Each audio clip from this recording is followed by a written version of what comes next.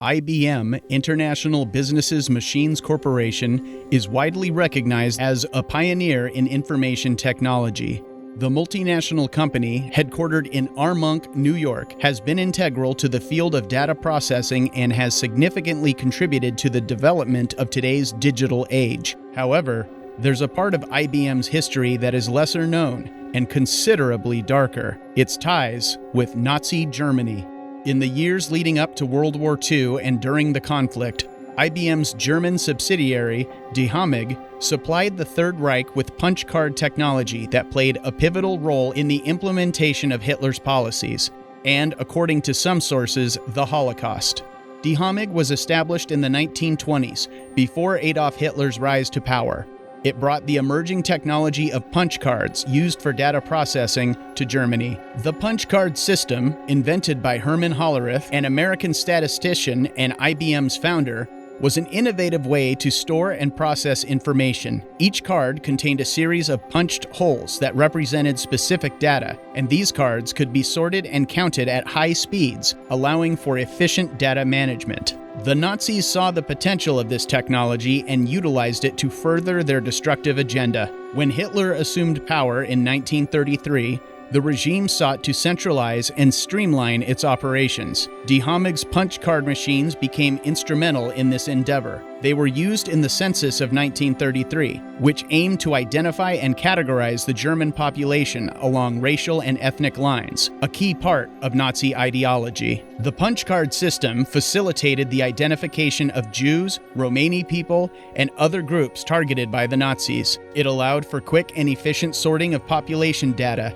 leading to faster implementation of the Nazis' exclusionary policies, which ultimately culminated in genocide. The technology also enabled the Nazis to manage and coordinate the vast and intricate logistics of their war effort and concentration camps. As the Nazi regime became more reliant on DHAMIG's technology, the company expanded. By the late 1930s, its machines were installed across Germany and occupied Europe, managing everything from population data to railway schedules. DHAMIG's operations grew under IBM's ownership and oversight, although the extent of the American parent company's knowledge of the specific uses of its technology by the Nazi regime remains a contentious point. The use of IBM's technology in Nazi Germany exemplifies how tools, seemingly neutral in themselves, can be used to facilitate immense harm when wielded by malicious entities. It stands as a stark reminder of the ethical obligations companies have in ensuring their products aren't used in harmful ways.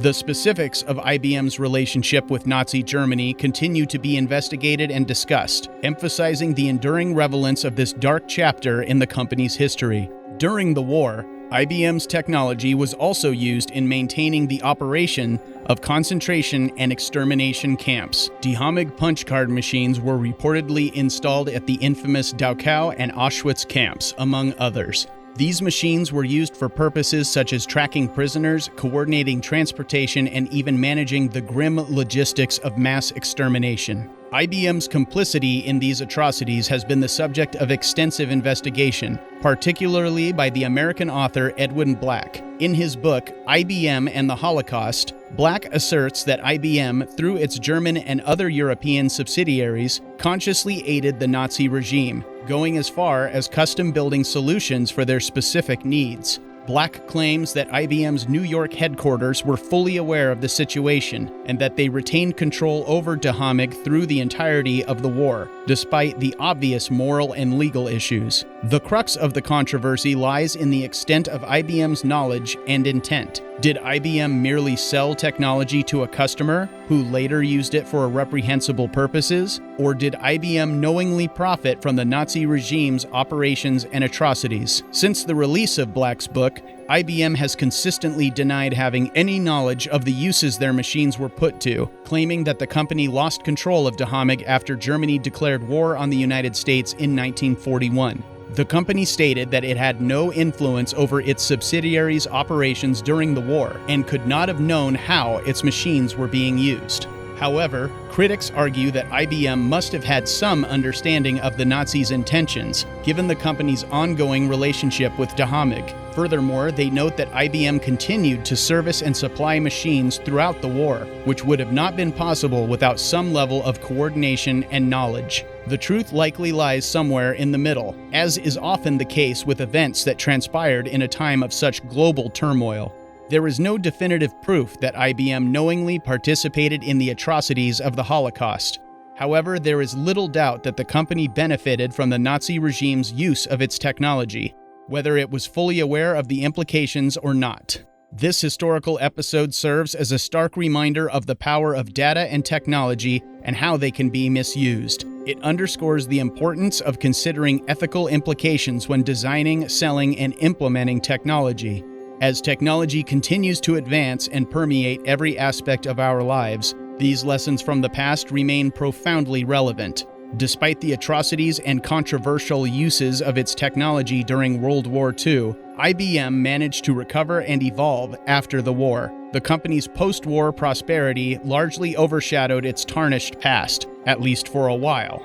The issues resurfaced at the dawn of the 21st century, primarily through the work of Edwin Black, who initiated a new wave of public scrutiny. Legal actions were also launched against IBM on behalf of Holocaust survivors. One such lawsuit, filed in 2001, sought reparations for the company's role in aiding the Nazi regime. However, the case was dismissed by the judge, who claimed the issue falls under the domain of the executive branch and the president's power to conduct foreign policy, not the judiciary. The controversy over IBM's links to the Nazi regime remains an enduring moral question. Some argue that the company's actions, while legal at the time, were fundamentally unethical and that they should be held accountable. Others contend that IBM, like many companies operating in Germany during that era, had little choice but to comply with the government's demands. This case is also instructive for the technology sector, where the rapid pace of innovation often outstrips the evolution of legal and ethical guidelines. As we move forward into an era defined by artificial intelligence, big data, and increased surveillance capabilities, IBM's story underscores the potential dangers of technology misuse. It emphasizes the responsibility of tech companies to ensure their inventions are used ethically and do not infringe on human rights. The story of IBM's dark history is a sobering reminder of how technology can be used to facilitate horrendous acts when placed in the wrong hands. It's a tale of unchecked ambition, an absence of corporate responsibility, and a poignant example of the potential for human suffering when ethical boundaries are crossed. IBM's controversial past raises critical questions about the role of businesses during times of moral crisis and how they should be held accountable. The story of IBM and its involvement with Nazi Germany also underscores the importance of remembering history, as it is through such understanding that we can seek to prevent the repetition of such tragic episodes. As we move into a future teeming with technological advancements, these lessons from our past become guiding principles, shaping the actions of corporations and individuals alike, steering us toward a more ethical and responsible utilization of technology.